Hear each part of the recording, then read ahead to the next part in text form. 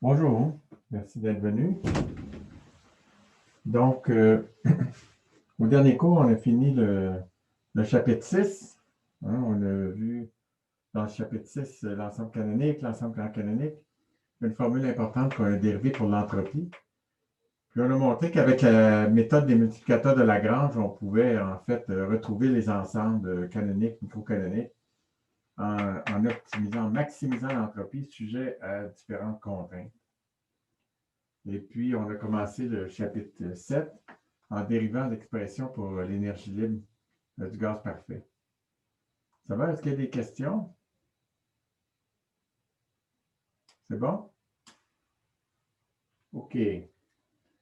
Donc, aujourd'hui, on va commencer avec l'entropie du gaz parfait. Donc, comment on a trouvé la fonction de partition, ou plutôt, à partir de la fonction de partition, on a trouvé l'énergie libre de Helmholtz du gaz parfait, donc TVN.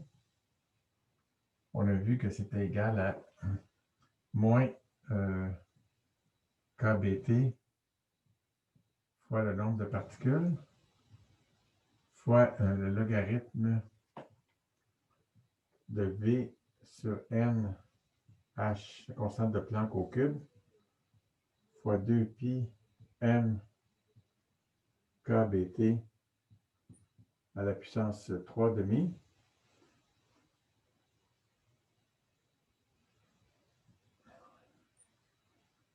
Moins n KBT. C'est bon? Donc, au début du siècle, on ne connaissait pas la mécanique quantique. La constante de Planck, on ne savait pas trop où la mettre. Hein? Mais l'entropie, ça se mesurait bien, l'entropie des gaz parfaits. De toutes sortes de façons, reliées à la chaleur spécifique ou simplement à la chaleur qu'il fallait pour passer en vapeur une certaine quantité de gaz. Donc, il y a la masse qui intervenait ici, mais bon, d'où ça venait cette formule-là, c'était un grand défi théorique. Puis, il y a deux personnes qui ont trouvé en même temps la formule pour l'entropie du gaz parfait, c'est Sackur et Tétrode. Donc, je vais commencer par vous la dériver, puis je vais vous conter leur histoire. Donc, pour trouver l'entropie, ce qu'on peut faire ici, c'est prendre de l'entropie comme étant égale à moins la dérivée de l'énergie libre de Helmholtz par rapport à la température, à volume et un nombre de particules fixes. Donc, quand j'ai le moins ici, le moins là se simplifie, donc ces deux moins-là se simplifient. Ensuite, ici, j'ai deux termes qui dépendent de la température, donc j'utilise la règle pour dériver un produit. Donc, il va me rester NKB, ça c'est quand je dérive la température ici. NKB fois le logarithme de V sur NH cube fois 2pi m KBT à la puissance 3 demi. Donc, vous voyez, même si on est très loin des basses températures, où on penserait que les effets de la mécanique quantique se manifestent, la constante de Planck apparaît ici. Mais là, on n'a pas fini parce qu'il y a un autre terme qui vient de la dérivée de la température ici. Alors, encore une fois, le moins se simplifie. Donc, il reste NKB, KBT, parce que la température est ici. Et puis, donc, quand je dérive le logarithme par rapport à la température, ça donne 3 demi, 1 sur T. Hein, d'accord? Parce que le log d'un produit, c'est la somme des logs. La seule chose qui dépend de la température, c'est le T ici. Donc, j'ai 3 demi NKBT. Puis ensuite, quand je prends le signe moins ici, puis je rajoute celui-là, donc il n'y a pas de température ici, pardon. Non, parce que justement, la température qui est ici se simplifie avec celle-là, donc T sur T. Puis ici, j'ai plus NKB. Donc, j'ai simplement 5 demi NKB.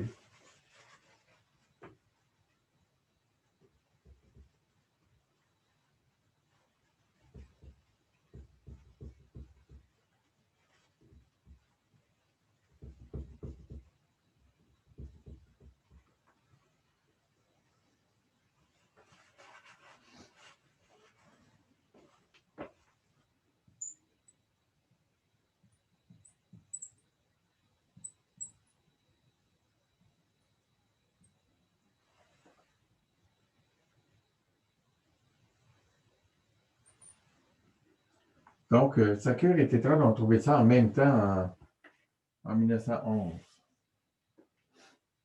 Et puis, donc, 1911. Donc, Sacure, c'était, je vais commencer par tétrade. Tétrade, c'était, il y avait 17 ans. Donc, c'était un jeune qui était le fils du président de la Banque nationale, de la Banque, oui, de la Banque nationale de Hollande. D'accord? Donc, il y avait, disons, pas nécessairement de, de choses beaucoup à faire, peut-être. Il était d'une famille riche. Mais c'était quelqu'un de très gêné. En fait, Einstein et puis Sommerfeld sont venus sonner à sa porte pour le rencontrer, pour discuter de cette formule-là. Puis, il a envoyé la bonne dire qu'il était occupé, qu'il n'avait pas le temps de parler à Einstein ou Sommerfeld. Donc, c'est quelqu'un d'un peu gêné. Sacure, lui, c'était un physico-chimiste de l'Université de Breslau en Allemagne qui a travaillé pour Haber. Donc, Haber, c'est quelqu'un qui a gagné le prix Nobel pour la synthèse de l'ammoniac. Mais par contre, pendant la Première Guerre mondiale, il s'est rendu célèbre en faisant la promotion, puis en fabriquant des gaz toxiques, là, des gaz mortels pour les champs de bataille de la Première Guerre mondiale. Donc, Tétrade, lui, est mort de la tuberculose en 1931. Puis Haber, lui, est mort, pas Haber, Sacure est mort dans les laboratoires de Haber, justement, en 1914. Il y a eu une explosion, puis il est mort. Donc, la femme de Haber, qui était vraiment très, très opposée aux travaux que Haber faisait sur des bases morales, en fait, était vraiment complètement renversée par la mort de Sacure dans le laboratoire de Haber. Puis elle s'est suicidée avec l'arme de fonction de Haber. Donc, c'est une histoire aux accents un peu shakespeariens parce que, en fait, les deux sont morts des grandes tragédies du 20e siècle. Au début du 20e siècle, la tuberculose dans le cas de Tétrade, et puis donc la Première Guerre mondiale dans le cas de Sacure. Haber, donc, c'était un juif qui était plus allemand que les Allemands. Là, disons qu'il était très, très intégré dans la société allemande, mais quand Hitler est devenu au pouvoir, en fait, il a perdu son fonds de pension parce qu'il était juif. Puis il a essayé donc de trouver des emplois et essayé de trouver aux États-Unis. On lui a dit que les quotas pour les Juifs étaient pleins, alors que ce n'était pas le cas. Il a finalement trouvé un emploi à Cambridge, en Angleterre. Mais avant de se rendre à Cambridge, il est allé en Suisse où il est mort d'une grippe ou d'une fièvre quelconque. Alors voilà pour les tragédies d'aujourd'hui.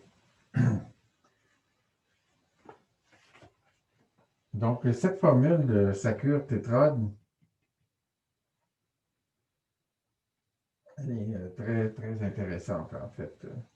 Donc, une des choses qu'on peut remarquer qui est reliée à ce qu'on appelle le paradoxe de Gibbs, c'est que, ben, je vais revenir un petit peu plus tard. Je vais finir le cas des calculs pour le gaz parfait.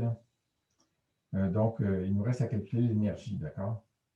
Alors, l'énergie, c'est égal à l'énergie libre de Helmholtz plus T fois l'entropie. Donc, vous voyez que quand je multiplie l'entropie par T, ici, un signe moins, donc le terme en log va disparaître. Donc, tout ce qui va me rester, c'est 5,5 NKBT moins NKBT. D'accord? Donc, 5,5 KBT moins NKBT. Donc, ça fait 3,5 NKBT, qui est la formule qu'on connaît. Donc, le potentiel chimique, on pourrait le trouver facilement en dérivant par rapport au nombre de particules. Puis vous voyez encore que pour le potentiel chimique, il va y avoir la constante de Planck qui va intervenir. Puis le potentiel chimique, ça se mesure aussi dans les réactions chimiques. Donc, c'était un autre endroit. Ça fait partie des choses qui ont aidé à convaincre les gens que la mécanique quantique, c'était correct. Avant Sackur et tétrode, la constante de Planck, elle apparaissait à deux endroits dans les photons, donc la radiation du corps noir pour les photons, puis dans un autre qu'on va voir qui est la chaleur spécifique des solides, qui est le modèle d'Einstein. Donc, je vais vous dériver bientôt. Donc, je vais parler quelques secondes du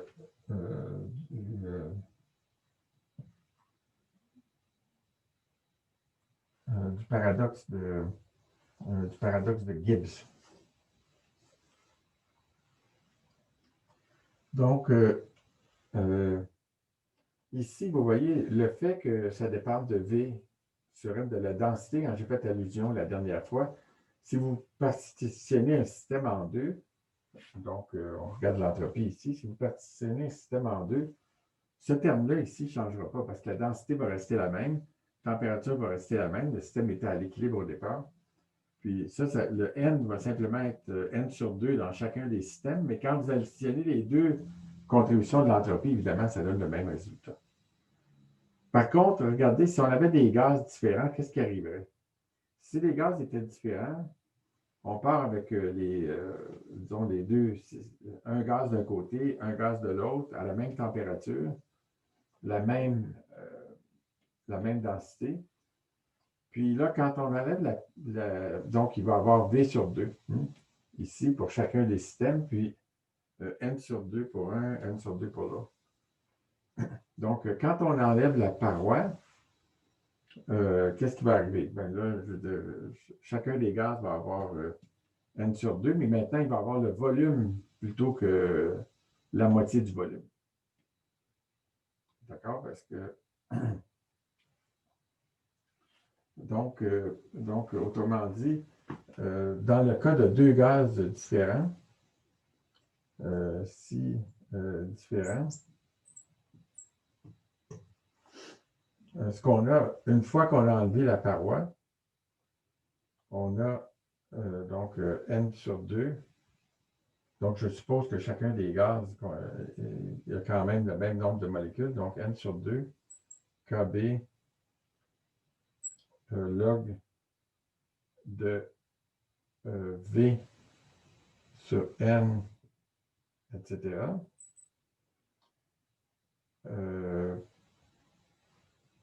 Plus N sur 2 Kb log de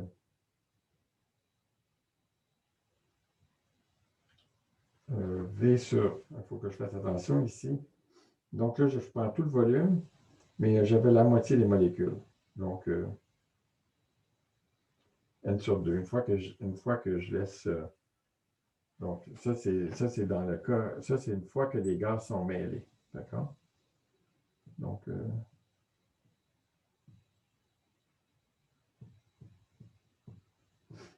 les gaz sont mêlés. Donc, j'ai deux fois le volume. Par contre, au départ, j'avais la moitié du volume puis la moitié du nombre de particules, donc V sur M. Donc, vous voyez que dans ce cas-là, ici, lorsqu'ils sont mêlés, j'ai un log de 2 qui intervient. Donc, la différence entre le cas où les particules sont discernables et le cas où ils sont identiques, ça va être Kb log de 2 exposant N. Donc, ça s'appelle l'entropie de mélange. Voilà. Ça va? Est-ce qu'il y a des questions? Oui, le Kb Ln de 2, c'est si les particules sont indiscernables ou si sont... Bon, ça, c'est quand ils sont discernables. C'est-à-dire que dans le... Ça, c'est après... Avant que je le sépare en deux, hein, donc dans la situation initiale, où j'ai les molécules ici. Dans la situation initiale, j'ai N sur 2 puis j'ai V sur 2. D'accord? Donc, ici, c'est V sur N.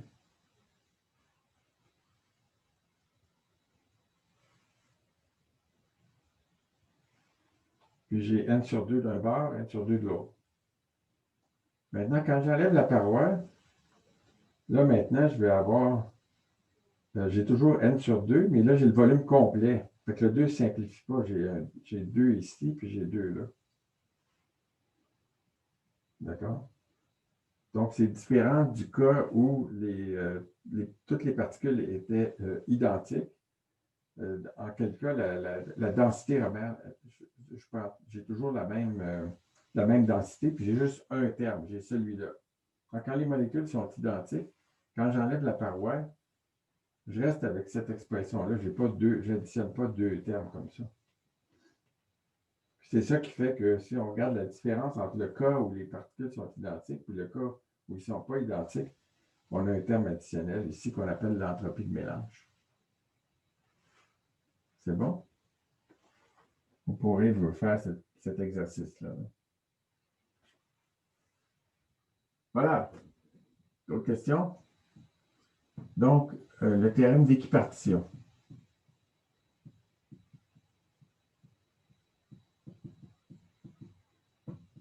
Donc, avant de le prouver, je vais juste l'énoncer, puis on va l'utiliser pour voir que c'est utile, d'accord? Puis après, je vais vous le prouver. Donc, le théorème d'équipartition, ça dit que dans le cas classique, ça c'est important.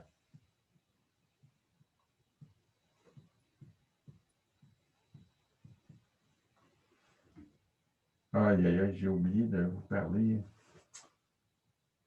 OK.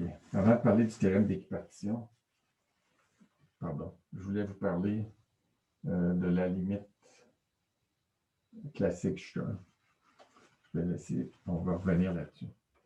Excusez, j'ai eu un oubli. Donc, on retourne.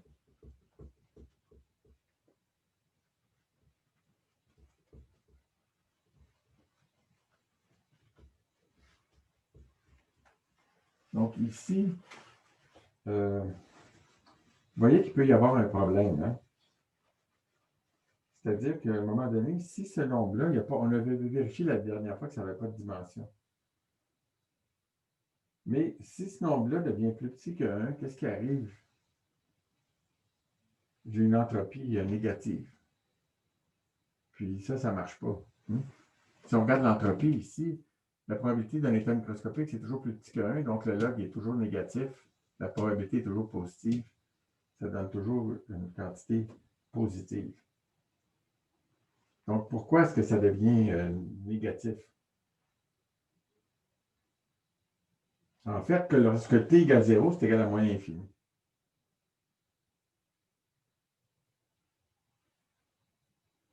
Donc, ce qui arrive, c'est que c'est la mécanique classique qui est plus bonne.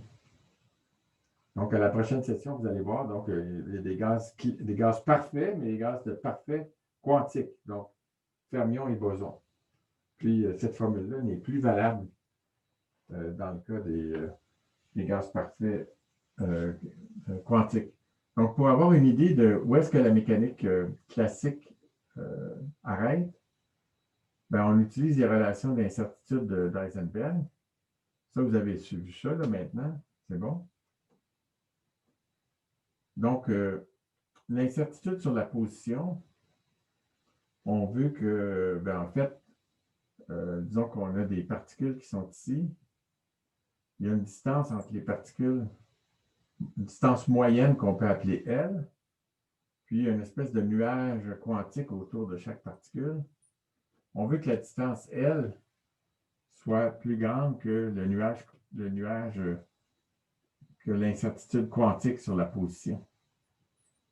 D'accord? Donc, comment est-ce qu'on va trouver ce delta Q-là? Bien, delta Q, on va dire que c'est environ H sur l'incertitude sur la quantité de mouvement. Mais l'incertitude sur la quantité de mouvement, on peut la prendre de ce qu'on connaît pour le gaz parfait. C'est-à-dire qu'on sait qu'il y a P carré sur 2m est égal, la valeur moyenne de P carré sur 2m est égale à 3 demi KBT.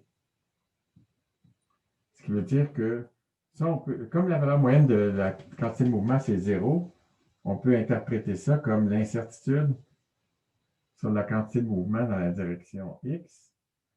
C'est égal à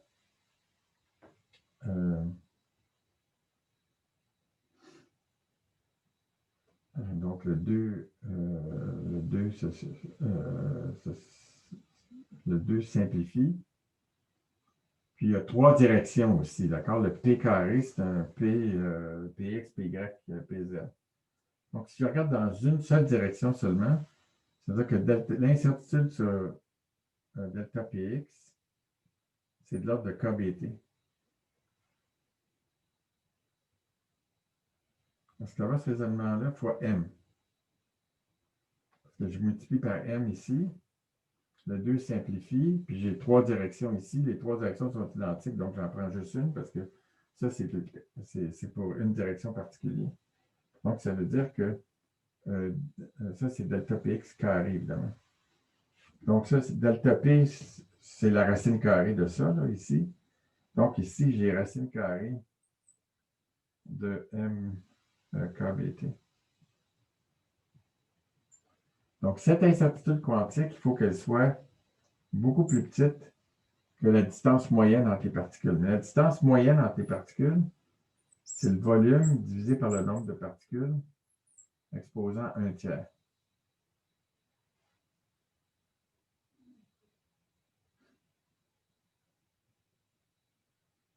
D'accord? Donc, si je regarde ici, il faut que 1 soit beaucoup plus grand, beaucoup plus petit, pardon. Donc, je vais mettre ça au cube de chaque côté. Donc, V sur M, M KBT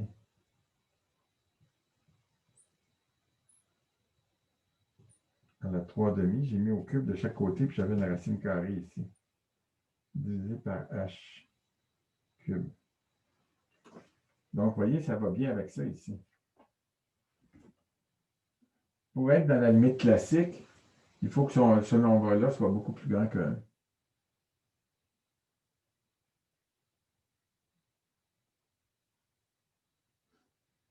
Qu'est-ce qui va arriver lorsque les nuages ici d'incertitude vont se recouvrir? Mais là, il faut justement prendre la mécanique quantique. Est-ce que c'est bon? Donc, vous voyez, c'est très remarquable parce que finalement, on réussit à avoir dans le gaz parfait classique, garde des signatures du cas quantique. Donc, une autre façon d'écrire ça, c'est de définir une longueur. C'est définir une longueur lambda thermique, qu'on appelle la longueur d'onde thermique de De Broglie.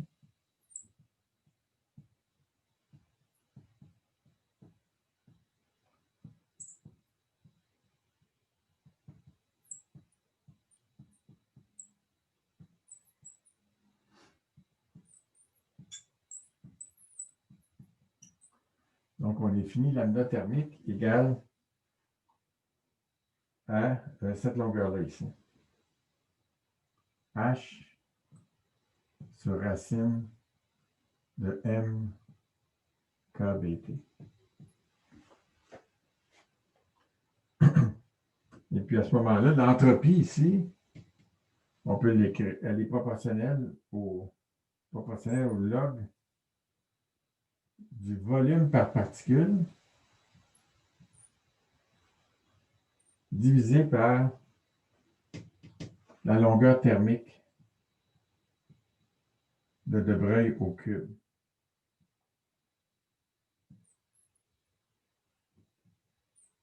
On a n fois ça. Bon, il y a d'autres termes, là, plus une constante. Donc, je vais l'écrire plus la constante, donc je vais écrire égal.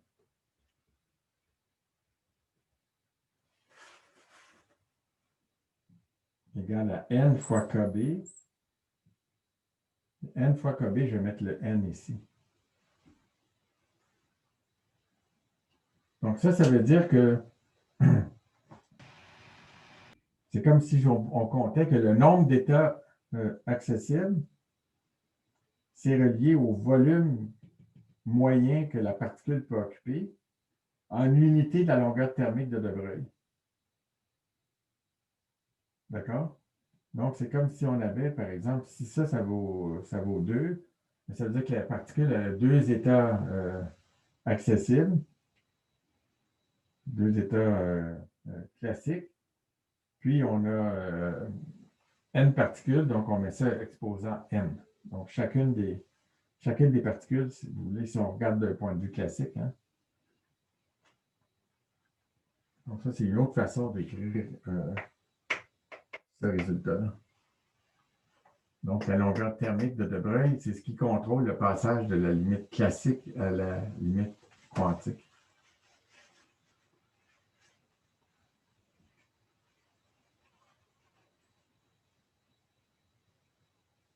Est-ce qu'il y a des questions ou c'est clair? C'est bon? OK.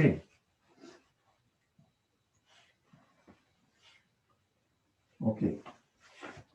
Donc, je vais passer à mon théorème d'équipartition. Donc, ce que le théorème d'équipartition dit, ben, je vais vous laisser 2 minutes réfléchir à vos questions. Le temps que j'efface, là.